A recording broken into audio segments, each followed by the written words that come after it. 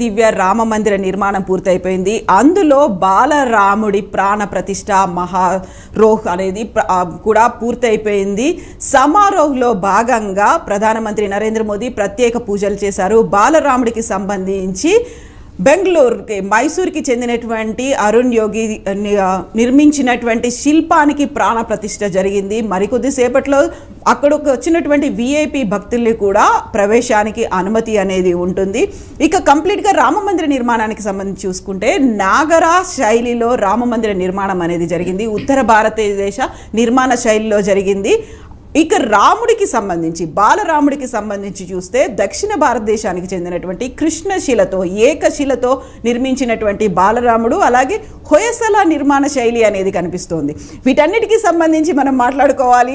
ముఖ్యంగా రామ మందిరం నాగరా శైలి అంటే ఏంటి, ఆ తర్వాత బాలరాముడికి సంబంధించి నిర్మాణం అనేది ఉంది. బాలరాముడి విగ్రహంలో ఉన్నటువంటి ప్రత్యేకతలు, దశావతారాలు, వీటితో పాటుగా నవగ్రహాలు, శంకుచక్రాలు, ఓంకారం, స్వస్తికి ఇవన్నీ ఉన్నాయి. వీటన్నిటి గురించి మనం మాట్లాడుకోబోతున్నాం. మనతో పాటుగా ఉన్నారు పురాతత్వ నిపుణులు శివనాగిరెడ్డి గారు. శివనాగిరెడ్డి గారు నమస్కారం అండి, ఎలా ఉన్నారు మీరు? సో మనం ఇప్పటిదాకా చూస్తూ వచ్చినాము రామ మందిరానికి సంబంధించి కరసేవకులు తన శ్రీనివాస్ గారు స్వయంగా 92లో పార్టిసిపేట్ చేసి వచ్చినటువంటి శ్రీనివాస్ గారితో మాట్లాడుకున్నాము. ఇప్పుడు మనం పర్టికులర్గా రామ మందిరానికి సంబంధించి బాలరాముడి విగ్రహానికి సంబంధించినటువంటి నిర్మాణం గురించి మాట్లాడుకుంటే ముందు మనం బాలరాముడి గురించి మాట్లాడుకుందామండి. బాలరాముడు అంటే చిన్నగా ఉండేటువంటి బుడిబుడి నడకలతో అక్కడ కూర్చొని గోరుముద్దలు తింటున్నటువంటి బాలరాముడు కాదు, నిలువెత్తు బాలరాముడు, 5.5 అడుగులు ఎత్తున్నటువంటి బాలరాముడు. ఎలా చూడొచ్చు సార్, దానికి సంబంధించినటువంటి నిర్మాణ శైలి అనేది ఎలా ఉంది? చాలా అంటే ఈ బాలరాముని విగ్రహం అనేక ప్రత్యేకతలను సంతరించుకుంది. ఎందుకు బాలరాముని పెట్టారు, కోదండ పాణిని ఎందుకు పెట్టలేదు అంటే అయోధ్యలో రాముడు జన్మించి బాలుడుగా యవ్వనం వరకు అక్కడ ఉన్నాడు కదా, అందుకని చెప్పి ఆ బాలరాముడికి అంత అవినాభావ సంబంధం, అయోధ్యకి బాలరాముడికి అవినాభావ సంబంధం ఉంది కాబట్టి బాలరాముని విగ్రహమే పెట్టాలి అని అనుకున్నారు. అయితే ఈ విగ్రహం చాలా ప్రత్యేకతలు సంతరించుకుంది. వాళ్ళు ఏమనుకున్నారంటే ట్రస్ట్ వాళ్ళు ముందు భారతదేశంలో ఉన్న ప్రామాణిక శిల్పుల్ని సంప్రదించి వాళ్ళకి ఇద్దాం అని అనుకున్నారు. అలా కాకుండా అసలు సాంప్రదాయబద్ధమైన శిల్పులు, మోడర్న్ శిల్పులు చాలా మంది ఉన్నారు, కానీ సాంప్రదాయబద్ధంగా శిల్ప కుటుంబంలో అంటే శిల్పుల కుటుంబంలో జన్మించి పుట్టినప్పటి నుంచి వాళ్ళ కుటుంబంలో నుంచే రాయిని ఎంపిక చేయటం ఎలా, దాన్ని చక్కగా చదును చేయటం ఎలా, ఆ తర్వాత దాని మీద ప్రతిమ యొక్క లక్షణం రాయటం ఎలా, అంటే ప్రతిమ రూపం అంటాం, ధ్యాన లక్షణం అంటాం మేము, అది రాయటం ఎలా, రాసిన తర్వాత చెక్కటం ఎలా, ఇలాంటి దాంట్లో చిన్నప్పటి నుంచి తర్ఫీదు పొందినటువంటి వాళ్ళ కోసం చూస్తే ముగ్గురు దొరికారు. ఆ ముగ్గురులో కూడా ఈ ఉత్తరాది దేవాలయాన్ని ఇటు మనం నాగర శైలిలో ఔత్తరాహిక నాగర శైలి అంటాం, దాన్ని శేఖరి అంటారు. ఈ నాగరంలో 3 రకాలు ఉన్నాయి. ఒకటి నాగరం, ద్రావిడం, వేసరం అని మన భారతదేశం మొత్తం మీద 3 విభాగాలు చేసి జియోగ్రఫికల్గా, అంటే హిమాది వింధ్యాంతం, హిమాలయాల నుంచి వింధ్యా నది వరకు ఉండేదా ఆ ప్రాంతంలో నాగరం కట్టమన్నారు. అలాగే వింధ్యాది కృష్ణాంతం వేసరం కట్టమన్నారు, కృష్ణాది కన్యాంతం ద్రావిడం కట్టమన్నారు. ఏమిటి మరి చెప్పారు, విన్నారన్నారు, నాగర ద్రావిడ వేసర, జన్మాది స్తూపి పర్యంతం యుగాశ్రం నాగరం భవేత్ అంటారు. అంటే ఆలయం ప్రారంభం నుంచి భూమి మీద ఉన్నప్పటి నుంచి పై శిఖరం వరకు, శిఖ వరకు చదరంగా యుగాశ్రమం 4 యుగాలు కదా, 4 దీర్ఘచతురస్రంగానే ఉంటే దాన్ని నాగరం అన్నారు. దాని తర్వాత వేసరం అంటే ఏమిటి, వృత్తం, వృత్త గ్రీవ శిరోపేతం, అంటే ఆలయం మీరు ఎలా అయినా నిర్మించుకోండి, పూర్తిగా గుండ్రంగా ఉండొచ్చు, ఆయతాశ్రంగా అంటే ఏనుగు వెనుక భాగాన్ని చూస్తే ఎలా ఉంటుంది అలా ఉండొచ్చు. అలా కాకుండా ఆలయాన్ని మీరు ఎలా నిర్మించుకున్నా పైన కంఠం, ఆ తర్వాత శిఖరం, ఈ శిరం, కంఠం శిరం, ఈ 2 గుండ్రంగా ఉండాలి. వృత్తగ్రీవ శిరోపేతం, గ్రీవం శిరం, ఈ 2 వృత్తంగా ఉండాలి. అప్పుడు వేసరం హర్మ్యమీరితం అంటారు దాన్ని. ఆ తర్వాత 3వది ఏమిటి, మీకు కృష్ణానది నుంచి తమిళనాడు మొత్తం కన్యాకుమారి వరకు ఏం చెప్పారు అంటే ద్రావిడం. ఏమిటి ద్రావిడం అంటే దానికి ఒక విధానం, ఒక రూపం, వేరే రకమైన రూపం ఉంది. ఆ రూపం ఏమిటి అంటే వస్వస్రం ద్రావిడం భవేత్ అంటాడు. వస్సు అంటే అష్టవసువులు, 8 కోణాలు అన్నమాట. 8 కోణాలతో శిఖరాన్ని కనుక మీరు తీర్చిదిద్దితే దాన్ని ద్రావిడం అన్నారు. అందుకని మీరు ఐహోల్, బాదామి, పట్టడకల్, తమిళనాడు ఎక్కడికి వెళ్ళినా కూడా మహాబలిపురంలో మొదలు పెట్టుకుంటే కంచి ఎక్కడ చూసినా మీకు ఆ పైనుండే శిఖరం 8 పలకలుగా ఉంటుంది. ఇది ద్రావిడ పద్ధతి అంటారు.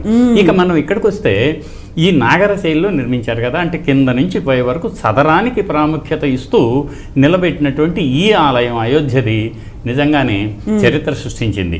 అయితే ఇది నికరమైన నగరం కాదు. అంటే నికరమైన నగరం కేవలం కింద నుంచి పై వరకు పోతపోసినట్టుగా సదరంగా ఉంటే దాన్ని నగరం అంటాం కదా. అది మీకు గుప్తుల కాలంలో దశావతార టెంపుల్ దేవగర్ అని ఒకటి ఉంది, నచ్చిన కుటార శివపార్వతుల టెంపుల్స్ ఉన్నాయి. అవన్నీ సదరంగానే ఉంటాయి. మనం ఇక్కడ చూస్తున్న ఆంధ్రప్రదేశ్ కానీ తెలంగాణ కానీ చూసే దాదాపుగా గర్భాలయాల్ని సదరంగానే ఉంటాయి. ఎక్కడో 1-2 తప్ప, ఆ గుడిమల్లంలో వృత్తాకారం తప్ప. అలా ఇక్కడికి వచ్చేసిన తర్వాత ఏమైంది, ఈ శిఖరం యొక్క పై ఆకారాన్ని బట్టి కప్పు మీద ఏముంటుందో దాన్ని బట్టి మనం దూరంగా గుర్తిస్తాం. అది ఎలాగూ అంటే ఉదాహరణకి 15 మంది వెళ్తుంటే ముఖాలు చూసి మనం ఎలా గుర్తుపడతాం, ఓ ఆయన ఆ ప్రముఖుడు, ఈయన ఈ ప్రముఖుడు అని. ఆ రకంగా దీనికి కూడా శిఖరం నుంచి గుర్తొచ్చినప్పుడు మాత్రమే ఇదిగో ఇది ఏ శైలికి చెందింది అని తెలుస్తుంది. ఈ శైలిలో మనకు నాగరం అన్నాం కదా, నాగరంలో ఒకటి రేఖానాగరం, కాదంబ నాగరం. రేఖానాగరం అంటేనేమో అలంపూర్ దేవాలయాలనే గుర్తు చేసుకోండి మీరు, లేక బాదామి, ఐహోల్, పట్టడకల్లో ఉన్నటువంటి దేవాలయాన్ని గుర్తు చేసుకోండి. ఇలా 2 బొంగుల్ని ఇలా కట్టితే పైన మీకు ఇలా ఒక ఆకారం ఎలా వస్తుంది రేఖ, దాన్ని రేఖానాగరం అంటాం. ఇంగ్లీష్లో పారాబోలిక్ స్ట్రక్చర్ అంటారు. ఇంకొకటి అదే కర్ణాటకలో ప్రారంభమైంది, ఆలయం పైన ఉండే శిఖరం మెట్లుగా ఉంటుంది. కేవలం మెట్టే, ఒక మెట్టు కొంచెం లోపలికి, మరో మెట్టు లోపలికి, మరో మెట్టు. శ్రీశైలం, ఇప్పుడు శ్రీశైలం శిఖరం దృష్ట్యా పునర్జన్మ విద్యతే అంటామే, అలాంటి ఇప్పుడు శ్రీశైల మల్లికార్జున స్వామి దేవాలయ శిఖరాన్ని మీరు ఇప్పుడు గుర్తు తెచ్చుకుంటే అది కాదంబ నాగర శైలి. అయితే ఇక్కడ అయోధ్యలో నిర్మించినటువంటి అద్వితీయ ఆలయం నాగర శైలిలోనే ఉన్న దీన్ని శేఖరి అంటారు. అంటే ఏమిటి, మీరు పైన చూసుకోండి, కప్పు మీద 3వ అంతస్తు పైన చూసుకుంటే దాన్ని శిఖరం అంటాం. ఆ శిఖరం నాగర శిఖరమే. ఆ నాగర శిఖరంలో కూడా వైవిధ్యం ఏమిటి అంటే ఆ శిఖరం ఎలా ఉందో దాని నమూనాలు మూలల మీద, మధ్యలోను, రెండిటి మధ్యలోను, పై వరకు అదే అమరికతో అనేక రకాలుగా కనిపిస్తూ ఉంటుందన్నమాట. దాన్ని మనం రిపీట్ చేస్తామే, దాన్ని శిఖరాలు, అనేక శిఖరాలు అనేక పద్ధతుల్లో తీర్చిదిద్ది ఉండటాన దీన్ని శేఖరీ నాగరం అంటారు. ఓకే. సో ఇప్పుడు మనం రాముడికి సంబంధించి మాట్లాడుకుంటే బాలరాముడికి కూడా కృష్ణశిలతో ఉంది. మామూలుగా అయితే ఉత్తర భారతదేశంలో అంతా పాలరాతితో ఉంటుంది, శ్వేత శిల్పంలో కనిపిస్తూ ఉంటుంది.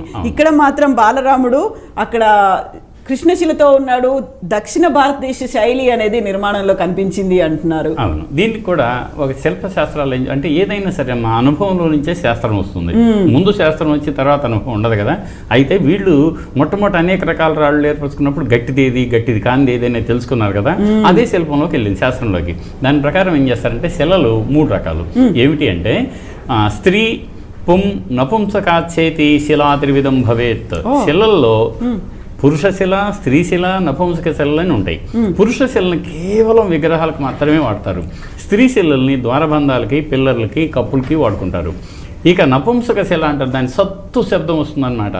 పుంశిల అంటేనేమో హాయిగా కొట్టంగానే మీరు ఓం అనే శబ్దం వస్తుంది, దృఢంగా ఉంటుంది. దాంట్లో కొంచెం టోన్ డౌన్ శబ్దం వినిపించేది స్త్రీశిల అని వీళ్ళు శాస్త్రకారులు పెట్టారు. అలా ఇప్పుడు ఎన్నుకున్నది ఏమిటి అంటే మీరు ఇక నపుంసక శిలని నేలకి, బండరాళ్ళు, నేలరాళ్ళు ఇలాంటి వాటికి కొంచెం మెట్ల కోసం వాడుకుంటారు. దాన్ని నపుంసక శిల అంటాం. అది ఏదైనా వాడవచ్చు, ఎక్కడిదైనా కావచ్చు. సత్తు శబ్దం వస్తుంది.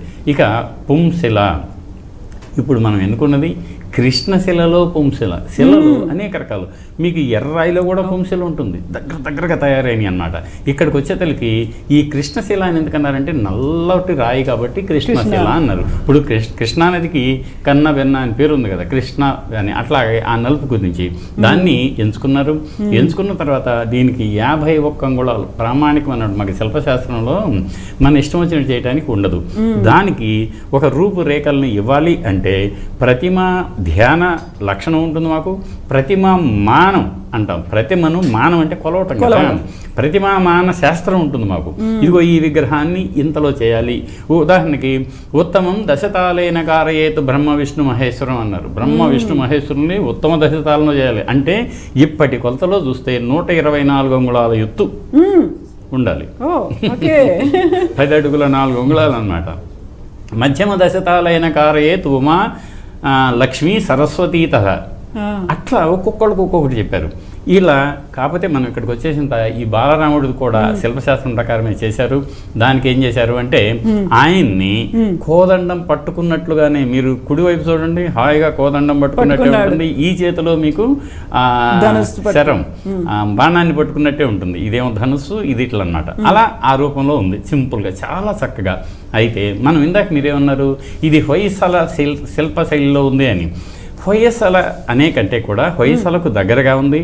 కానీ అటు పాలసేన అంటాం, అంటే బెంగాల్ బీహార్ ప్రాంతాన్ని పరిపాలించిన పాలసేన రాజులు క్రీస్తు శకం 9 నుంచి 11 శతాబ్దాల మధ్య అత్యద్భుతమైన శిల్పాలను కూడా తీర్చిదిద్దారు. కొన్ని పాళ్ళు అవి కూడా మాత్రంగా మిశ్రమం చేయకపోతే, ఇప్పుడు శిల్పినాం యుక్తి భుక్తి మాచరేత్ అంటారు. ఈయన అప్పటి వరకు అందుబాటులో ఉన్నటువంటి విషయాలన్నింటినీ ఆకలింపు చేసుకొని మనం అందించబోయే శిల్పంలో ఆ ప్రామాణికత తగ్గకుండా రూప లావణ్యం మరింత ఇనుమడించేట్లుగా చేస్తారే, అదిగో అది హొయసలకు దగ్గరగా బాగా గుర్తుగా పాలసేన ఛాయ మాత్రంగా ఉన్నాయన్నమాట. దీని ప్రత్యేకతలు ఏమిటంటే చాలా ప్రత్యేకతలు ఉన్నాయి. 1 కాదు 2 కాదు. మీరు బయట చూసే మామూలు విగ్రహం కాదు ఇది. ఈ 51 అంగుళాలు అంటే 4 అడుగుల 31 అంగుళాలు, 3 అంగుళాలు. దీనికి ఇది కేవలం పాదాది శిఖ. మాకు ఎక్కడైనా విగ్రహం ఎత్తు ఎక్కడ ఉంటుందంటే పీఠం కాదు, నెత్తి మీద కిరీటం కాదు, శిఖ కూడా రాదు. ఒక్కొక్కసారి మేమేం చేస్తుంటాం, లలాటాంతం, పాదాది లలాటాంతం, ఇది లలాటం, ఇది లలాటం, ఇది ముక్కు. ఇక్కడి నుంచి మీకు ఈ చుబుకం అంటాం. ఈ 3 భాగాలు అవుతాయి. ఇంతవరకే ఇది. ఈ శిఖ అనేది పైన పెరుగుతుంది కదా, అది లెక్కలోకి రాదు మాకు. అందువల్ల అంతవరకు ఆ 51 అంగుళాల్లో చేశారు. ఇది ఒక ఆయన పాదం పద్మపీఠం మీద నిలబడి ఉంది. ఇక చూస్తే అటు ఇటు చూడండి, ఆయన చక్కటి ప్రభామండలం ఉంది ఆయనకి. వెనుక వైపు దాన్ని ప్రభామండలం అంటాం మనం. ప్రభామండలంలో ఒకవైపు ఏమో ఆంజనేయుడు, మరోవైపు గరుత్మంతుడు. మీరు ఏ వైష్ణవాలయానికి వెళ్ళినా కూడా ఆయన కానీ ఈయన కానీ లేక ఇద్దరు కానీ ఉంటారనమాట. అది వైష్ణవ సంప్రదాయం. అది కింద పెట్టారు, చాలా అద్భుతంగా ఉంది చూడండి. అవును, ఇద్దరు అంజలి ముద్రలో ఉన్నారు. ఎందుకు అంజలి ముద్రలో ఉన్నారు? ఈయన విరాట్ పురుషుడు. విరాట్ పురుషుని ఒక ఆయన సేవకుడు, మరొక ఆయన వాహనం. మరి వాళ్ళు అంజలి ముద్రలో ఉంటారు కదా, సబార్డినేషన్ అంటారు. అందులో ఖచ్చితంగా ఇప్పుడు ఆంజనేయ స్వామిని కూడా చూస్తే ఆ వాలం తెరుచుకొని ఉంది, మామూలుగా కిందికి లేదు. ఎప్పుడు నాకు ఆర్డర్ ఇస్తాడని ఎగిరిపోదాం అన్నట్టుగా ఉన్నారు. గరుత్మంతుడు కూడా నా మీద ఎప్పుడు కూర్చుంటాడా, ఇద్దరు సంసిద్ధతను వ్యక్తం చేస్తూ సిద్ధంగా ఉన్నారు, రెడీ టు అన్నట్టు గో. ఆ తర్వాత మీకు ప్రభామండలంలో ఇటువైపు నుంచి అటువైపు చూస్తే దశావతారాలు. ప్రభామండలంలో దశావతారాలు ఇటు పెడతారు. దశావతారాలు ఏమిటి? మనం అనుకున్నట్టుగానే మత్స్య వరాహ కూర్మత్స్య నారసింహత్య వామనః రామో రామత్య రామత్య బుద్ధ కల్కి రేవచ. ఇలా అక్కడికి వచ్చేతలకి కొన్ని సందర్భాల్లో ఆ బుద్ధుడి స్థానంలో కృష్ణుడు, బుద్ధుడి స్థానంలో కల్కి ఇలా మారుతూ ఉంటారు. అది ప్రాంతాలను బట్టి దీన్ని ఉండే. ఇక్కడ బుద్ధుడు ఉన్నాడు కదా, ఇక్కడ బుద్ధుడు ఉన్నాడు. బుద్ధుడిని కూడా దశావతారాల్లో పెట్టుకున్న ఆధారాలు మనకి తెలంగాణలో అలంపూర్లో మీకు కనిపిస్తుంది, కప్పు మీద హాయిగా చూడొచ్చు అన్నాడు. చాలా చోట్ల ఉన్నాయి ఇవన్నీ కూడా. అయితే ప్రస్తుతం ఆ దశావతారాలను కూడా ఎలా తీర్చిదిద్దారు అంటే, విష్ణువు విరాట్ పురుషుడు కంటే ముందు దశావతారాలు ఉన్నాయి కదా. కృష్ణుడు మనం దాదాపుగా చివరని అనుకుంటే ఆ దశావతారాలు కూడా సమన్వితంగా అద్భుతంగా ఒక్కొక్క భాగంలో ఒక్కొక్కటి చేశారు. మరొక ప్రత్యేకత చెప్పమంటారా? ఈ విగ్రహానికి పైన ప్రభామండలంలో పైన మామూలుగా దాన్ని మేము తిరువాచి అంటారు వాళ్ళు, ఎవరు తమిళనాడులో. హిందీ సెన్స్ మకర తోరణం, అద్భుతమైన మకర తోరణం. అంటే మకరాలు 2 ఉండి దానిపైన ఇలా అర్ధవృత్తాకారంలో ఉండి పైన కీర్తిముఖం ఉన్నప్పుడు మాత్రమే దాన్ని మకర తోరణం అంటాం. మళ్ళీ తోరణాలు 3 రకాలు. మకర సితర తోరణం, పతర తోరణం, మకర తోరణమితి త్రివిధం, 3 రకాలు ఉంటాయి. వాటిల్లో ఇక్కడ ఎన్నుకున్నది మాత్రం మకర తోరణమే. కానీ ఆ మకరాల స్థానంలో ఇక్కడ కొంచెం విలక్షణంగా వైవిధ్యభరితంగా శిల్పి తన యుక్తిని ప్రదర్శించాడు. ఎలా ప్రదర్శించాడు? దాదాపుగా ఏం చేస్తారంటే భారతీయ సంప్రదాయంలో ఈ ఒక ప్రధాన దేవత మధ్యలో ఉంటే ఇటు అటు త్రిమూర్తుల్లో మిగతా ఇద్దరిని పెడతారు. ఉదాహరణకి మధ్యలో శివుడు ఉంటే బ్రహ్మ వైపు విష్ణు వైపు ఉంటాడు. మీరు అలంపు మన ఎక్కడికి వెళ్ళినా కూడా కనిపిస్తూ ఉంటాయి. ఇక్కడ ప్రత్యేకత ఏమిటో చూసారా? ఆ మకర తోరణాల స్థానంలో ఈ వైపు మీకు హంసవాహనారూఢుడైనటువంటి బ్రహ్మ, ఈ వైపు నంది వాహనారూఢుడైనటువంటి శివుడు. చూసారా? ఆ రెండింటిని కూడా మేళవించి పెట్టాడే అద్భుతంగా. ఆ తర్వాత ఇంకా ఒక 2 గుర్తులు, ఓం, స్వస్తి. ఆ ఓం అనేది అసలు భారతీయ ఆధ్యాత్మిక మూలాలకు మూలం. స్వస్తి, అంతా శుభమే జరగాలి అన్నదానికి గుర్తుగా స్వస్తిక గుర్తు ఈ వైపు. అవి 2. ఒకటి మీరు ఓం చూడంగానే ప్రతి భారతీయుడు మమేకం చెంది విగ్రహంలో లయమవుతాడు. స్వస్తి అన్నది ఆహా ఇక నాకంతా మంచి జరుగుతుంది కదా అన్న తృప్తితో అక్కడి నుంచి బయటకు వస్తాడు. అది ఆ 2 విషయాలు దానిలో ఉన్నాయి. మరొక ప్రత్యేకత ఉంది. ఏమిటో చెప్పమంటారా? దాదాపుగా అందరూ గమనించరు. బాగా చూడాలి అంటే ఆయనకి ఈ బాల రాముడికి శిరస్సు వెనుక దాన్ని శిరచక్రం అంటాం మనం. అంటే ఒక హాలు, ప్రభామండలం. ఆయన దివ్యమంగళ పురుషుడు కదా. మరి ఆ దివ్యత్వం ఎక్కడుంది? దివ్యత్వం దాన్ని మేము వెనక శిరచక్రం అంటాం, లేక ప్రభామండలం అంటాం. ఆ ప్రభామండలం హాయిగా ఉంది. ఇంకొక ప్రత్యేకత చెప్పమంటారా మీకు? పైన ఆయన విగ్రహం యొక్క పై భాగంలో ఈ మకర తోరణం ఎక్కడైతే ఎండ్ అవుతుందో, ఎండ్ అయ్యే దగ్గర మామూలుగా కీర్తి ముఖాలు ఉంటాయి మనకి. అక్కడ కీర్తిముఖం స్థానంలో, కీర్తిముఖం అంటే మీరు దాదాపుగా ఒక రాక్షసుడు పళ్ళు బయటకు వచ్చేసి కళ్ళు పెద్దగా ఉన్నటువంటి ఒక రాక్షసుడు, దానికి వెనక కూడా ఒక కథ ఉంది. అయితే ఇప్పుడు ఇందులో ఏం చేశారంటే దాని స్థానంలో ఇక్ష్వాకు రాజవంశ పురుషుడు కదగిన సూర్యుడు లవకుశ సినిమా చూసినా కూడా రాముడు సింహాసనం మీద కూర్చుని లేచి వస్తున్న సింహాసనం వెనుక ప్రస్ఫుటంగా సప్తాశ్వరథమారూఢం అన్నట్టుగా ఇక్ష్వాకు వంశ మూల పురుషుడైన సూర్యుడు కనిపిస్తూనే ఉంటాడు. ఆయన వాళ్ళకు మూల పురుషుడు. అదే ఇక్ష్వాకు వంశం. రాముడు కూడా ఇక్ష్వాకు కుల తిలక అన్నారు. అది అందుకని దాన్ని కూడా పెట్టాడు అక్కడ. ఇంకొకటి చెప్పమంటారా మీకు? ప్లీజ్. కింద పద్మదళం, దీన్ని పద్మపీఠం అంటాం మనం. ఆ పీఠం అనేది ఏంటంటే అది కొలతలోకి రాదు. ఎందుకంటే ఉన్నతార్థం కిరీటం ప్రకల్పయేతు, కొద్దిగా ఎత్తు విగ్రహం ఎత్తుగా ప్రస్ఫుటంగా అందరికీ కనిపించాలి అంటే ఇంకా పెంచుకోవచ్చు. కొంచెం ఎత్తు పెంచుతారు. ఆ పెంచడానికి కూడా రూల్స్ ఉన్నాయి. మళ్ళీ ద్వారానికి తగ్గట్టుగానే ఉండాలి. 11 రకాల కొలతలు ఉంటాయి విగ్రహానికి. వాటిల్లో ఒక కొలత పీఠం. ఈ పీఠాన్ని పద్మపీఠం, భద్రపీఠం 2 రకాలు ఉంటాయి. పద్మపీఠం అంటే ఏమిటి? కేవలం పీఠాన్ని పద్మాకారంలో చేస్తారు. దాని కింద ఒక బేస్ ఉంటుంది. దానిపైన పద్మం, వికసిత పద్మం ఉంటుంది. వికసిత పద్మం అనేది ఏంటంటే మీకు పూర్ణ ప్రజ్ఞ అంటారే, ప్రజ్ఞకు సంబంధించింది. వికసిత పద్మం ఆయన పాదాల కింద ఉంది. పాదాల నుంచి ఆయనకి కాళ్ళు, తొడలు, మేము మేఢ్రం అంటాం. మేఢ్ర భాగం అంటే మీకు కటి భాగం తర్వాత ఆయన అప్పుడే అమరుతూ మరింత పరిపుష్టిని సంతరించుకున్న అవయవ సౌష్ఠవానికి గుర్తుగా ఈ బాల రాముణ్ణి ఎంత అందంగా తీర్చిదిద్దాడు అంటే మరీ కండలు తిరిగినట్టుగా కాకుండా ఇంకా కండలు ఏర్పడుతున్నాయా అన్న సందేహం కలగకుండా మధ్యస్థంగా ఆయన దాదాపుగా బాలుడు కొంచెం బాల్య దశలో కొంచెం పెరుగుతున్నటువంటి నేపథ్యంలో అమరి ఉండే ఈ ఉదర భాగము ఎంత చక్కగా తీర్చిదిద్దారు. వక్షస్థలము, తర్వాత బాహువులు. ఆ బాహువులు కూడా ప్రస్ఫుటంగా ఆయన పెద్ద అయిన తర్వాత ప్రస్ఫుటమైనటువంటి బాహువులు ఉంటాయి. దాన్ని స్కందం అంటాం కదా. ఆ స్కందాలను కూడా బాలుడు కాబట్టి ఆయనకి ఎంత ఉండాలో అంతే ఉచితంగా పెట్టాడు. ఆ కుడి చేయిని చిన్ముద్రలో పెట్టారు. ఎందుకంటే చిన్ముద్రలో ఆయన బాణం ఇమిడి ఉంటుంది కాబట్టి రెండింటికి పనికొస్తుంది. ఆ తర్వాత ఏమో ఎడమ చేతిలో ఆయన కోదండాన్ని ధరించటానికి కటక హస్తం అంటారు. దాన్ని పొజిషన్ లో పెట్టుకొని ఉన్నారు. కటకం. ఈ 2 మనకు శిల్ప శాస్త్రంలో ఉన్నటువంటి హస్త ముద్రలు అంటారు. ఇక చివరిగా మనం చెప్పుకోవటానికి ఆయన కూడా చిన్న బాల్యుడు అంటే బాల్యంలో ఎలా ఉంటుంది అంటే మీకు అప్పటికి ఏర్పడి ఉన్నటువంటి ముఖ కవళికలు వేరుగా ఉంటాయి బాలుడికి. అసలు ఫస్ట్ బాలుడికి వేరుగా ఉంటాయి, పెరిగిన బాలుడికి ఉంటాయి, పెరిగిన తర్వాత బాలుడిగా వేరుంటాయి, అన్ని అవగాహనకు వచ్చిన తర్వాత బాలుడుగా ఉంటాయి.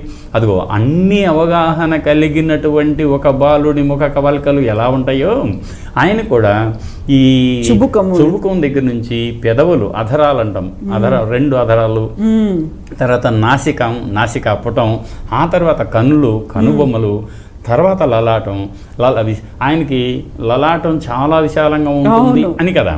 అయితే దీన్ని కూడా ఆ చెవులు కూడా చూడండి ఎంత హాయిగా ఉన్నాయో. చిన్నప్పుడు ఏం చేస్తారు అంటే ఆయనకి అలంకారం, అబ్బా ఆయన మీకు ఇంకొక మాట ఇక్కడ చెబుతాను నేను. మనం రామ్ లల్లా అంటాం. లల్లా అంటే ఏంటి, చాలా నా ముద్దు బిడ్డ, అబ్బా మనం బంగారం కొండ. మా నాయన్ని కూడా వాడు ఎలా అన్నా ఉండండి, ఒరే నా బంగారు కొండ అని మనం అంటామా లేదా, పిల్లగాడిని కూడా అంటాం కదా. అలాగే ఇక్కడ రామ్ లల్లా, అబ్బా కృష్ణుని కన్నయ్య అన్నట్టుగా మనం ఆ పేరుతో ఆ రామ్ లల్లా విగ్రహాన్ని పెట్టారు. ఎందుకు, అయోధ్యలో ప్రతి వాళ్ళు కూడా రాముణ్ణి మాత్రమే అనునిత్యం స్మరించుకుంటూ ఆయనకి అభివాదాలు తెలియజేస్తూ తమ కార్యక్రమాలను రూపుదిద్దుకుంటారే, అందుకని ఇన్ని ప్రత్యేకతలు ఉన్నటువంటి ఈ విగ్రహాన్ని తీర్చిదిద్దిన యోగి అరుణ్ యోగి మైసూరుకు చెందినవాడు, శిల్పకళా సంప్రదాయ కుటుంబంలో పుట్టినవాడు.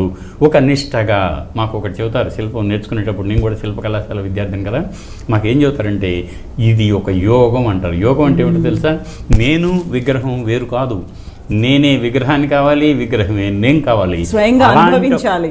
అలాంటి ఆ మనసులో పరిపూర్ణంగా మీకు ప్రతిమా లక్షణం మన మనసులో ఇమిడిపోవాలి, అదే బయటికి రావాలి. అంతకు ముందు రాయి, తొక్కితే రాయి, మొక్కితే దేవుడు అంటాం కదా, అదిగో ఆ భావాన్ని అద్భుతంగా తీర్చిదిద్దాడు. ఆయన సమపాద స్థానకంలో ఉన్నాడు, భంగ్యం లేదు. కానీ మీరు కోదండరాముడు త్రిభంగ్యంలో ఉంటాడు, ఇక్కడ మాత్రం సమపాద స్థానకం. అంటే ఆయన అలా హాయిగా నిలబడి ఉన్నాడు. ఎందుకు నిలబడి ఉన్నాడు అంటే, రేపటి నుంచి వందల వేల లక్షల మంది అంతా వచ్చి ఆయన ఆశీర్వచనానికి వచ్చినప్పుడు ఏమాత్రం తొనకుండా వెనకుండా సుస్థితంగా నిలబడి ఉన్నాడు సమపాద స్థానకంలో.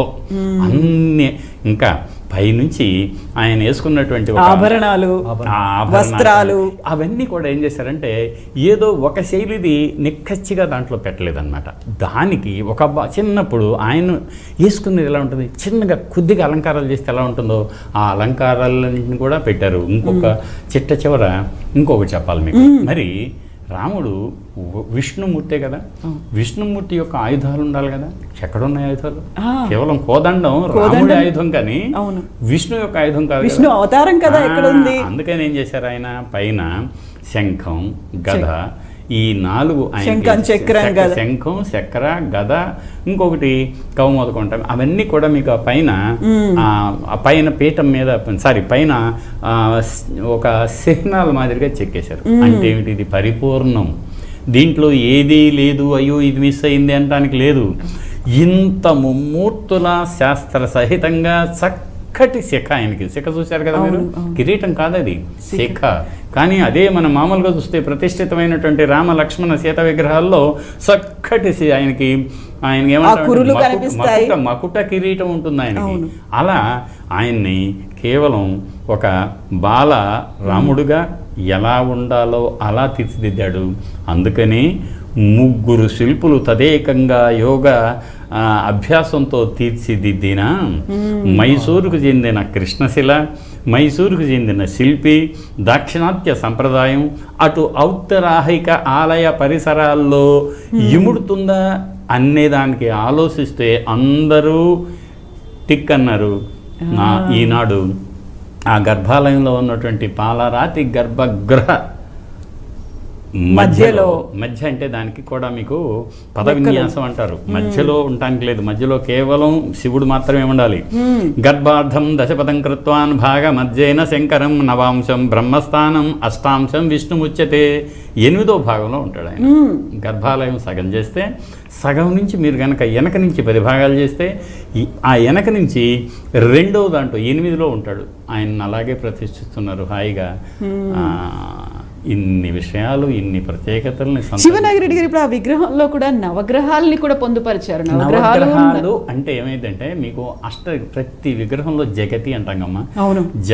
ఈ జగదోద్ధారక, తర్వాత ఆయన్ని మీకు ఈ మధ్య వచ్చిన సినిమా పాటలో కూడా ఆయన జగత్తంతటికి మహానుభావుడని కదా అనుకునేది. ఈ జగత్ అనేది మొత్తం భూగోళమే అని మీరు అనుకుంటే, భూగోళాన్ని అష్ట వసువులు అంటే అట్లాగే అష్ట నాగాలు, నాగం అంటే పాము అని ఒక అర్థం, అష్ట నాగాలు ఉన్నాయి. నాగం అంటే ఎలిఫెంట్స్, అష్ట దిగ్గజాలు అంటే మనం దిగ్గజాన్ని కూడా నాగం అని అంటారు అన్నమాట. అవి అట్లాగే అంటే దిక్కులు, గ్రహాలు, మొత్తం భూమి కూడా ఒక గ్రహం కదా. అలా తనతో పాటే ఆ నవగ్రహాలను కూడా అంటే విష్ణుమూర్తిని వాళ్ళు అనునిత్యం ధ్యానిస్తారు. మీకు వెంకటేశ్వర వైభవంలో కూడా మీరు చూడండి, పొద్దున్నే వాళ్ళు అది మీకు భూపాల రాగంలో చక్కగా అద్భుతమైనటువంటి ఇదిగో వాళ్ళు వచ్చారు, వీళ్ళు వచ్చారు, మీరు లెగవాలి, కొంచెం తెర తొలగదీయండి, ఇదిగో ఈ పక్క వీళ్ళు ఉన్నారు, ఆ పక్క వాళ్ళు ఉన్నారు, ఇటు అష్టదిక్పాలకులు ఉన్నారు, ఇటు నవగ్రహాలు అని అంటామే. అలా విష్ణువుకి వీళ్ళంతా కూడా నెక్స్ట్ ప్రోటోకాల్లో ఆయన తరువాతి వారు కాబట్టి వాళ్ళందరూ కూడా నిన్ను పరివేష్టితులై ఉన్నారు అని చెప్పడానికి సూచనగా దాన్ని తీర్చిదిద్దారు. సో శ్రీనివాస్ గారు, ఇప్పుడు మీరు అనుకున్నటువంటి బాలరాముడి విగ్రహం కేవలం బాలరాముడు కాదు, ఇంతమంది అందులో ఉన్నారు అని శివనాగిరెడ్డి గారు చెప్పిన తర్వాత ఎలా అనిపిస్తుంది? ఇంకా వెళ్ళి చూడాలి అనేది ఎక్సైట్మెంట్ పెరుగుతుందా? నిజంగా రాముడే నడిచొచ్చాడేమో నా శివనాగిరెడ్డి గారు చెప్తుంటే నిజంగా ఆ ఒళ్ళు గగురు పడుతుంది. నిజంగా రాముడే నడిచొచ్చి అక్కడ ఉన్నాడేమో అనేటువంటి చేయించుకున్నాడు కూడా కాదు, నిజంగా నడుచుకుంటూ వచ్చాడు గుళ్ళోకి, ఆలయంలోకి, ఆయన యొక్క గృహంలోకి. 500 సంవత్సరాల తర్వాత ఎక్కడికో వెళ్ళి ఓ యుద్ధం చేసి గెలిచి మళ్ళీ వచ్చి ఇక్కడ ప్రతిష్ఠించబడ్డాడు అని చెప్పేసి ఇప్పుడు మనం చూస్తున్నాం కంప్లీట్ గా అలంకృతమైనటువంటి అలంకారంతో ఉన్నటువంటి బాలరాముడు కనిపిస్తున్నాడు. ఇప్పుడు మీరు చెప్పినటువంటి ఆ ఊర్ధ్వం మకుటం అనేది అక్కడ కనిపించట్లేదు కదా కిరీటం పెట్టిన తర్వాత. ఆయనకి ఇప్పుడు ఏం చేశారంటే అలంకారాలు కదా, మీకు షోడశోపచారాలు అంటారు, 16 రకాలైన ఉపచారాలు నిత్యార్చనలు ఉంటాయి ఆయనకి. ఇక నుంచి ఈ వెంకటేశ్వర వైభవంలో వస్తాయి కదా నిత్యార్చన, అంటే నిత్యోత్సవ, వారోత్సవ, పక్షోత్సవ, మాసోత్సవ, బ్రహ్మోత్సవాది ఉత్సవాలు ఇక నుంచి జరుగుతాయి. అనునిత్యం ఉదయంలో త్రికాలార్చనలు అంటాం, ఉదయం, మధ్యాహ్నం, సాయంత్రం త్రికాలార్చనలు అంటాం. అలా జరిగేటప్పుడు ఏం చేస్తారంటే వారికి ఒక్క విషయం చూద్దాం పాఠకుల కోసం. చాలా మంది పండితులు ఉన్నారు, ఆధ్యాత్మికతలు అనేక విషయాలు చెప్పారు, కానీ గ్రామాల్లో ఉండే వాళ్ళకి పాపం కొన్ని విషయాలు తెలియవు. కాబట్టి ఒక్క విషయం మాత్రం చెప్పి నేను ముగిస్తాను. ఏమిటంటే ఈ అర్చనలో మీకు అర్చన అంటే అంగభోగం అంటారు దాన్ని. అనునిత్యం ఆయనకి ముందు స్వామివారికి శుభ్రం చేసిన తర్వాత ఆయనకి మీకు పాద్యం సమర్పయామి, అర్ఘ్యం సమర్పయామి, ఇవన్నీ ఉంటాయి కదా. ఆ చేసేటప్పుడు కోటు ఎలా ఇస్తారు, వాటిని షోడశ ఉపచారాలు అంటారు. అవన్నీ చేస్తారు. అది అంగభోగం అంటారు దాన్ని. రంగభోగం అంటే ఏమిటో తెలుసా మీకు? ఆలయం ముందు నర్తకీమణులు తమంతట తాముగా తమ నర్తనమే జీవనంగా ఉచ్ఛ్వాస నిశ్వాసాలుగా బతుకుతూ ఆ మహనీయుని కీర్తిస్తూ నృత్యాన్ని చేసి నృత్యాన్ని అర్పిస్తారే, దాన్ని రంగభోగం అంటాం. రాముడి సేవలోనే లీనమైపోయి నిమగ్నమైపోయి మంది. అలా మీకు ఈ అర్చనలు అద్భుతంగా రేపటి నుంచి అందుకోబోతూ ఉంటాయి. ఇవాళ మాత్రం నేనేమంటానంటే మిగతా విషయాలు మనం ఎలా ఉన్నా ఇది ఒక చారిత్రక ఘట్టానికి నాంది.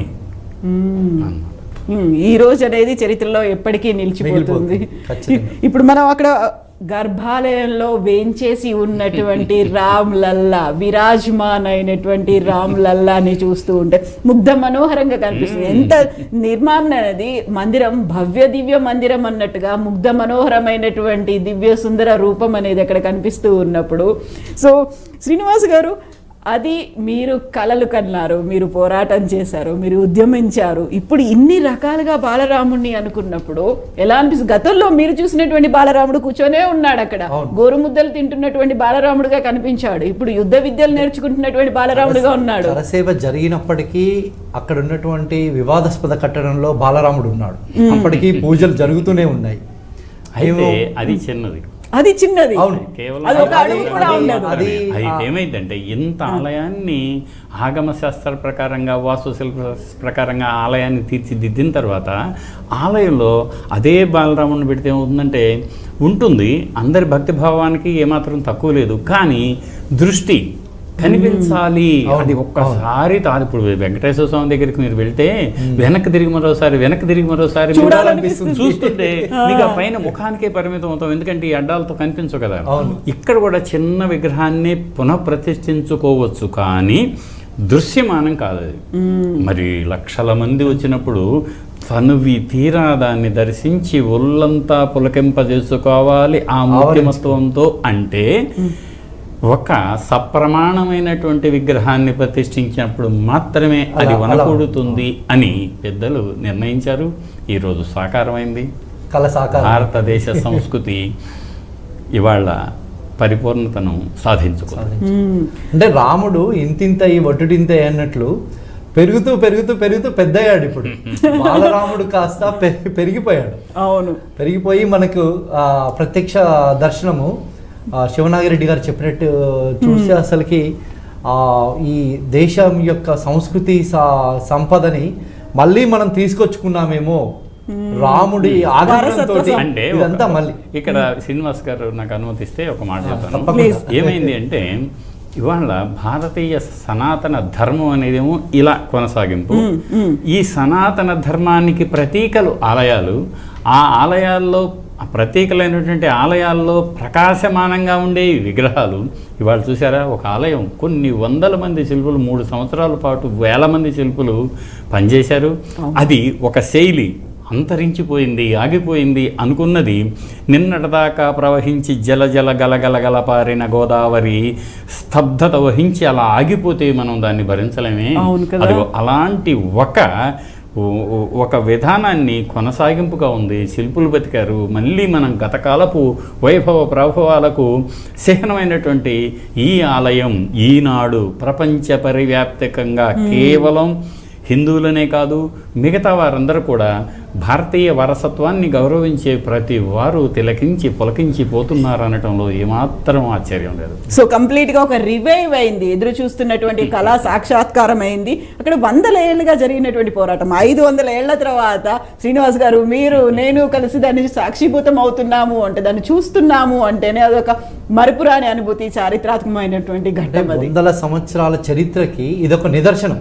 అంటే నిజము అని చెప్పుకోవడానికి ఇప్పుడు మనం చూస్తున్నటువంటి ఘట్టాలు ఏవైతే ఉన్నాయో శివనాగిరెడ్డి గారు చెప్పినట్టు మన దేశమే కాదు, ప్రపంచవ్యాప్తంగా ఈ సంస్కృతిని ఈ సాంప్రదాయాన్ని నమ్మేటువంటి దేశాల్లో ఉన్నటువంటి ప్రజలందరూ కూడా ఈరోజు నిజం అనుకుంటున్నారు. రాముడు ఉన్నాడు.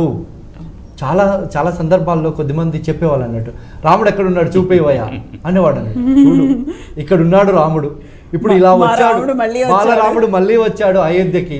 ఎక్కడైతే పుట్టాడో, ఎక్కడైతే రామరాజ్యాన్ని స్థాపించాడో మళ్ళీ అక్కడే వచ్చాడు అనే దానికి ఇది ఒక నిదర్శనం. అవును. సో ఇప్పుడు శివనాగిరెడ్డి గారు, ఇప్పుడు మనకి 3 అంతస్తుల్లో ఉన్నటువంటి నిర్మాణం అనుకుంటే, టెంపుల్ గురించి మాట్లాడుకున్నప్పుడు అది కేవలం పూర్తయింది మొదటి అంతస్తే కాకుంటే కింద ఉన్నటువంటి బేస్ తో కలిపి చూసుకుంటే ఆల్మోస్ట్ 21 అడుగుల బేస్ అనేది ఉంది. ఎందుకంటే సుదృఢమైనటువంటి పునాదులు లేకపోతే కుదరదు కదా. దానికోసంగా వీళ్ళు మళ్ళీ సిమెంట్ కానీ లేక మోడర్న్ ఆధునిక నిర్మాణ సామగ్రి, సిమెంట్ వయసు 100 ఏళ్ళు, కానీ ఇది శాశ్వతం కదా, కల్పాంతం ఉండాలి కదా. ఉండాలి అంటే దానికి సుదృఢమైనటువంటి డ్యూరబుల్ మన్నికైన ఎంపికైన స్థాయితో ఆ 21 అడుగుల బేస్ తయారు చేశారు. దానికి లోపల కూడా అంతే స్థాయిలో ఉంటుంది. మాకేం చేస్తారంటే ఖాతకుడ్యం అంటారు శిల్పాలు. అంటే ఏమిటి, ఒక మనిషి నిలబడి చెయ్యి పైకెత్తితే ఎంత ఎత్తు వస్తుందో పాదం నుంచి చెయ్యి పైకెత్తిన వేలు వరకు అంత లోతు గుంట తీయమన్నారు లోపల పునాదిలాగా. దాన్ని మాకు మీరు కాంక్రీట్లు ఇవ్వాల్సి అనుకుంటామే, శిల్పశాస్త్రాల్లో దాన్ని అంతతో లోతు తీసి దాన్ని దిమిషతో కొట్టించి బాగా అడుగుని చేసి దాని మీద కాంక్రీట్ చెప్పాడు మాకు, సున్నంతో కాంక్రీట్ అన్నమాట. ఏమిటి, ప్రథమం యముకాయామం, ద్వితీయం జంబుకాఫలం, తృతీయం కపిశిరచ్చంజ్. అంటే 3 రకాలుగా. ఈ కపిశిరస్ అంటే మన కోతి తల, అంతకుముందు జంబుకా ఫలం అంటే నేరేడుకాయ. అట్లా ఒక్కొక్క రకాలైనటువంటి కాంక్రీట్లు వేసి నింపుకొని వచ్చి పైన అంతా పెద్ద పెద్ద రాళ్ళు పెట్టినాక హస్తి పాదేన ఘట్టం హస్తి పాదాలంటే ఇటు నడిపించాలంట. నడిపించిన తర్వాత దిమిస చేయాల్సిన నెసిటీ లేదు కాబట్టి అప్పుడు అది సెటిల్ అయిపోతుంది. పైన కట్టినటువంటి కట్టడానికి ఏమాత్రం ఆ పద్ధతులన్నీ కూడా వీళ్ళు పాటించారు. సో ఇప్పుడు 21 అడుగుల బేస్ ఉంది, ఫస్ట్ ఫ్లోర్ అనేది నిర్మితమైంది. ఆ తర్వాత సెకండ్ అండ్ థర్డ్ ఫ్లోర్ కట్టాలి అంటే మళ్ళీ హెవీ మెషినరీని పైకి తీసుకెళ్ళాలి, వీటన్నిటిని లిఫ్ట్ చేసి అది కట్టాలి. అప్పుడు తీసుకునేటువంటి జాగ్రత్తలు ఎలా ఉంటాయి? అంటే ఒక రకంగా అయితే మామూలుగా ఏమైందంటే దాదాపుగా అన్ని తయారై ఉన్నాయి రెడీగా, కేవలం సంధి అంటారు. సంధి అంటే కలపడం, సంధి లక్షణం అంటారు. సంధి బంధన కథయేత్ అంటాడు. అంటే ఏమిటి, ఒక్కొక్క దానికి స్వస్తి బంధం, మల్ల బంధం, రకరకాలు ఉంటాయి. జాయింటింగ్లో మీకు బయట కనిపించవు కానీ లోపల బిగుసుకొని ఉంటాయి, కనిపించు. ఆ కనిపించకుండా ఉండే సంధి బంధన కథనాన్ని ఈ శిల్పులు ముందే తయారు చేస్తారు. ఎత్తుకెళ్ళి అక్కడ పెట్టగానే మీకు బయటకు అద్భుతమైన అలంకారం కనపడగానే అది లోపల ఇలా బిగుసుకొని ఉన్న విధానం మనకు కనిపించదు. వాటన్నిటికి సంబంధించిన ఏర్పాట్లన్నీ చేశారు. దాంతోపాటు ఏం చేస్తారు అంటే, ఏదైనా సరే ఒక ఆలయంలో విగ్రహాన్ని ప్రతిష్ఠించిన తర్వాత ఆ ఆలయం మీదకి ఏ కారణం చేతైనా సరే మనిషి పైకి ఎక్కాలి అని అనుకున్నా, లేక దాన్ని ఇంటర్వెన్షన్ ఏదైనా ఉంటే ఆలయం మీద, అప్పుడు ఏం చేస్తారంటే ప్రాయశ్చిత్త విధి అని ఉంటుందన్నమాట. అంటే ఇన్ ది సెన్స్ ఆ తర్వాత అయ్యా మేము ఒక చిన్న పొరపాటు చేయాల్సి వచ్చింది, ఈ పొరపాటు కూడా దేనికో తెలుసా, ఈ ఆలయాన్ని పూర్తి చేయడానికే, మమ్మల్ని మన్నించండి, ప్రాయశ్చిత్త విధి మేము చేసుకుంటున్నాం అని ఒక చిన్న ప్రాయశ్చిత్త విధి ఉంటుందన్నమాట. దేనికోసం ఆ ప్రాయశ్చిత విధి అనేది? To get exempted from the mistake that we have committed. మేము ఎక్కకూడదు కదా మీ ఆలయానికి, ఎక్కిన దానికి మాకు మన్నించండి, మన్నింపు అంటారు. మన్నింపు అభ్యర్థనే ప్రాయశ్చిత్తం. దానికి ఒక రిచువల్ అనేది ఏదైనా ఉంటుందో, ఏం చేస్తారు అప్పుడు కంప్లీట్గా ఏం చేస్తారంటే, మొత్తం పూర్తయిన తర్వాత మహాకుంభాభిషేకం మళ్ళీ చేయాలి. అసలు మహాకుంభాభిషేకం ఇవాళ కేవలం ప్రాణప్రతిష్ఠ అయింది. ఆలయానికి మహాకుంభాభిషేకం, సప్త నది తీర్థాలను తీసుకొచ్చి దాన్ని కుంభంలో పెట్టుకొని కలశంలో, ఆ కలశం దాన్ని పూజలో పెట్టిన తర్వాత పైనుంచి ఆ నీటిని కలశం మీద పోస్తే ఆ కలశం మీద నుంచి ఆలయం మీదకి జారి రావటం. అదే సందర్భంలో ఇక్కడ కూడా, అక్కడేమో మహాకుంభాభిషేకం అంటాం, ఇక్కడ సంప్రోక్షణ అంటారు అన్నమాట. ఇక్కడ కూడా రెండు కలిపి చేస్తారు ఒకేసారి, ఏక బిగిన. అలా చేసేదానికి ఆ సందర్భంలో అది చేసేటప్పుడు హోమాలు ఉంటాయి, ఋత్వికులు వేదమంత్రోచ్చారణ చేస్తారు. ఆ విధి విధానాన్ని అలా పాటించి ఆ కార్యక్రమాన్ని ముగించి మేము ఇదిగో ఈ పొరపాటు నుంచి బయటకు వచ్చాం అని ఒక కార్యక్రమాన్ని నిర్వహిస్తారు. అయితే ఇప్పటిదాకా శివనాగిరెడ్డి గారు ఒక మాట అనేది వినిపించింది పీఠాధిపతుల దగ్గర నుంచి, ఆలయ నిర్మాణమే పూర్తి కానప్పుడు ఎందుకని అంత హడావిడిగా ప్రాణప్రతిష్ఠ చేస్తున్నారు, మొత్తం ఆలయ నిర్మాణం అయిన తర్వాత కదా బాలరాముని అక్కడ ప్రతిష్ఠించాలి, మేము దాన్ని బాయ్కాట్ చేస్తున్నాము, ఇది సరైన పద్ధతి కాదు, ఆగమం కాదు అన్నారు. అదేమైందంటే ఇది దీని మీద చర్చ జరుగుతూ కూడా ఉంది. కానీ దాంట్లో వాళ్ళు ఏమంటారంటే, ఇలాంటి ముహూర్తం మళ్ళీ రావాలంటే 12 సంవత్సరాలు వెయిట్ చేయాలి, అందుకని ఆ ముహూర్తం ఇప్పుడు సమకూడింది కాబట్టి మొదటి అంతస్తుకు కప్పు వేశాం కాబట్టి మూర్ధనిష్ఠిక అంటారు. మూర్ధనిష్ఠిక అంటే ఆ లోపల నిర్మించే కప్పు యొక్క చివర రాయిని కూడా పెట్టాము అంటే గర్భాలయ నిర్మాణం పూర్తయింది అన్న ఉద్దేశం అన్నమాట. అది పూర్తయింది కదా, దీన్ని మేము చేసుకుంటాం అని ఇప్పుడున్నటువంటి సంస్థాన ట్రస్ట్ వాళ్ళు నిర్ణయించి, వీళ్ళకు కూడా మరి అనుమతించినటువంటి ఆధ్యాత్మికవేత్తలు ఉన్నారు, పీఠాలు కూడా ఉన్నాయి కాబట్టి వాళ్ళు మెజారిటీ ఒపీనియన్తో వాళ్ళు ముందుకు వెళ్తున్నారు. సో శివనాగిరెడ్డి గారు ఎప్పుడు చూడడానికి వెళ్తున్నారు రామలల్లాని, రామ మందిరాన్ని చూడడానికి మీరు? అంటే ఇప్పుడు ఈ మధ్య నన్ను కేంద్ర ప్రభుత్వం ఈ సాంస్కృతిక మంత్రిత్వ శాఖ వాళ్ళు ఇటీవల నాకు ఒక ఆర్డర్ ఇచ్చారు. ఏమిటంటే, ఇక్కడ అయోధ్యలో దేవాలయ ప్రదర్శనశాల అంటే మ్యూజియం ఆఫ్ టెంపుల్ ఆర్కిటెక్చర్ పెట్టబోతున్నారు. దానికి ఆల్రెడీ ఒక 20 ఎకరాల స్థలం ఇచ్చారు, 13 కోట్ల నిధులు ఇచ్చారు. అది అయోధ్యలోనే ఆలయ సమీపంలోనే రాబోతుంది. దాంట్లో ఎక్స్పర్ట్ కమిటీ మెంబర్గా మొన్నే 12వ తారీఖు నాడు నా కేంద్ర ప్రభుత్వం ఒక లెటర్ ఇచ్చింది. కాబట్టి మొదటి మీటింగ్ మొన్న ఢిల్లీలో జరిగింది, ఇక రెండవ మీటింగ్ అక్కడే జరుగుతుంది. ఇవాళ వెళ్ళటం అనేది ఏమైందంటే చాలా ఒత్తిడితో కూడుకున్న పని చేయలేము. పర్పస్ మాది అది కాబట్టి అతి త్వరలో అక్కడికి వెళ్ళినప్పుడు హాయిగా దర్శించుకొని ఆ నిర్మాణాన్ని, ఆ శైలిని, అక్కడ ఉన్నటువంటి వాటన్నిటిని అనుభవించాల్సిన అవసరం. సో మీరు శ్రీనివాస్ గారు, మీరు ఎప్పుడు ప్లాన్ చేసుకుంటున్నారు వెళ్ళడానికి? నేను కూడా ఖచ్చితంగా అతి త్వరలో రాముణ్ణి దర్శించుకోవడానికి వెళ్ళాలనుకుంటున్నాను. ఒక 20 డేస్లో నేను యూఎస్కి వెళ్ళిపోయే లోపే అక్కడికి మళ్ళీ రాముని దర్శించుకొని వెళ్ళాలి అనేది నా కోరిక ఉంది.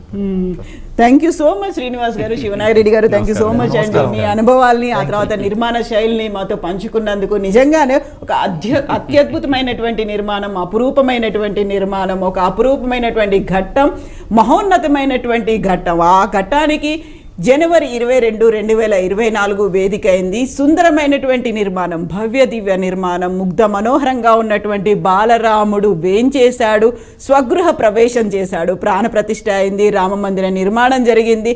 ఇంకా పనులు ఉన్నప్పటికీ కూడా భక్తులు రామయ్యను దర్శించుకునే అవకాశం కలిగింది. ఈరోజు చరిత్రలో నిలిచిపోయే రోజు. ఇది ఇవాల్టి special discussion. Thank you so much.